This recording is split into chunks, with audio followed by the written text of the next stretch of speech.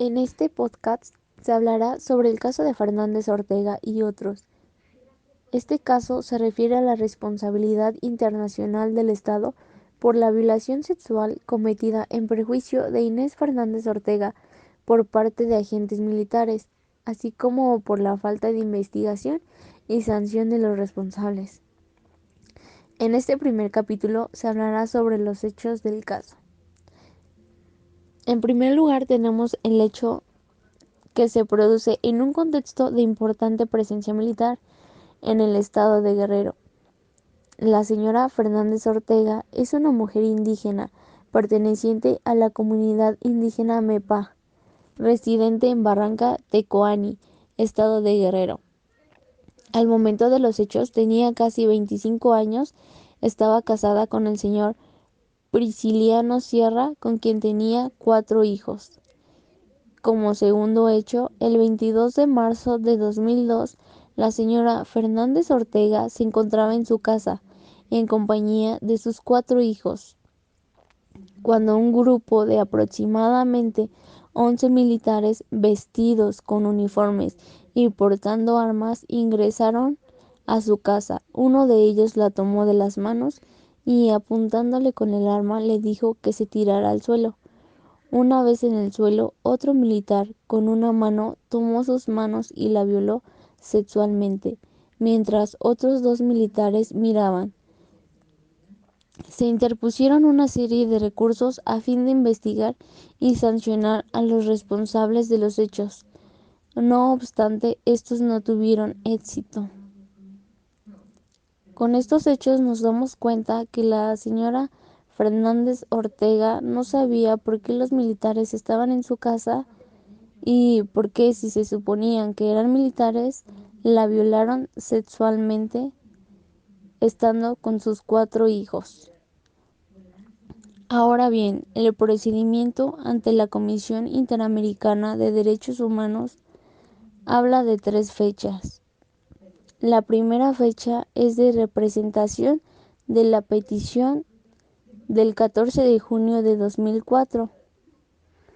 La segunda es la fecha de informe de admisibilidad con número 94-06 del 21 de octubre de 2006. Y la tercera fecha de informe de fondo con número 89-08 del 30 de octubre de 2008. Este procedimiento ante la Corte Interamericana de Derechos Humanos dice que la fecha de remisión del caso a la Corte Interamericana de Derechos Humanos es del 7 de mayo de 2009. Petitorio de la Comisión Interamericana de Derechos Humanos. La Comisión Interamericana de Derechos Humanos solicitó a la Corte Interamericana de Derechos Humanos que declare que el Estado es responsable por la violación de los artículos 5, 8 y 25 de la Convención Americana en relación con la obligación general de respeto y garantía de los derechos humanos, establecida en el artículo 1.1 del mismo instrumento, en perjuicio de la señora Fernández Ortega y de los siguientes familiares: Fortunato Prisciliano Sierra, conocido como su esposo; Noemí, Ana Luz, Colosio, Nélida y Neftali Prisciliano Fernández como sus hijos; María Lidia Ortega como su madre; Lorenzo y Ocotlán Fernández Ortega como sus hermanos. Adicionalmente, señaló que México es responsable por la violación del artículo 11 de la Convención Americana en relación con la obligación general del respeto y garantía de los derechos humanos establecidos en el artículo 1.1 del mismo instrumento y del artículo 7 de la Convención Interamericana para prevenir, sancionar y erradicar la violencia contra la mujer. En adelante también la Convención de Belén do Pará, en perjuicio de la señora Fernández Ortega. Finalmente, consideró que el Estado incumplió las obligaciones emanadas de los artículos 1, 6 y 8 de la Convención Interamericana para prevenir y sancionar la tortura. Petitorio de los representantes de las víctimas. Los representantes coincidieron con lo alegado por la Corte Interamericana de Derechos Humanos y añadieron la violación de los artículos 2, 16 y 24 de la Convención Americana. Las medidas provisionales otorgadas fueron del 9 de abril de 2009, el 30 de abril de 2009, el 23 de diciembre de 2009, el 23 de noviembre del 2010, el 31 de mayo de 2011 y por último el 20 de febrero de 2012. Ahora bien, la competencia y admisibilidad que se demostró en este caso. Como número 1 tenemos la excepción preliminar. En la contestación de la demanda, el Estado interpuso la excepción de incompetencia de la Corte Interamericana para conocer de violaciones a la Convención Interamericana para prevenir, sancionar y erradicar la violencia contra la mujer. Posteriormente, en la audiencia pública, el Estado retiró la excepción preliminar invocada en la contestación de la demanda. En sus alegatos finales escritos ratificó el retiro y precisó que ello no significa que el Estado reconozca violaciones a esa convención. En el presente caso, por el contrario, sostuvo que no existió violación alguna a dicho instrumento internacional.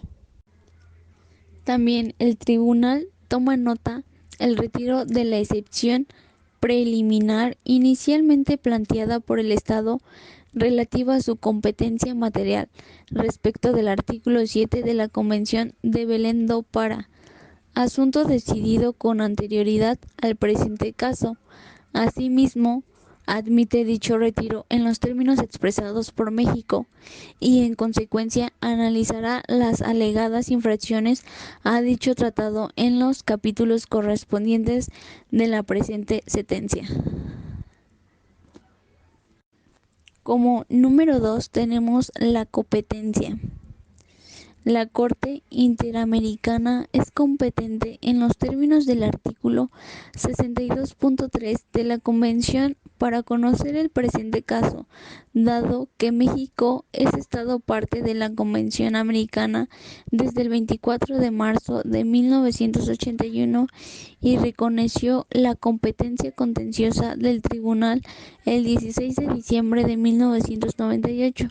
Asimismo, el Estado depositó los instrumentos de ratificación de la Convención Interamericana para prevenir y sancionar la tortura el 22 de junio de 1987 y de la Convención Interamericana para prevenir, sancionar y erradicar la violencia contra la mujer el 12 de noviembre de 1998. Como nos podemos dar cuenta, el caso de Fernández Ortega tiene muchas inconsistencias. Los hechos nos dicen claramente qué fue lo que pasó.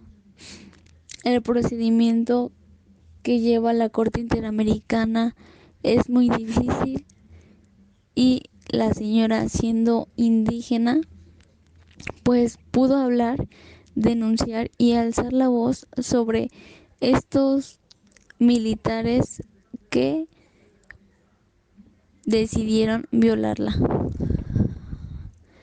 Este caso es importante conocer todo lo que pasó en ese contexto, ese día, porque como lo dije al principio, si era agente militar, ¿cómo fueron posible que atacaran a pues una señora indígena teniendo en cuenta que se encontraba en su casa y en presencia de sus hijos?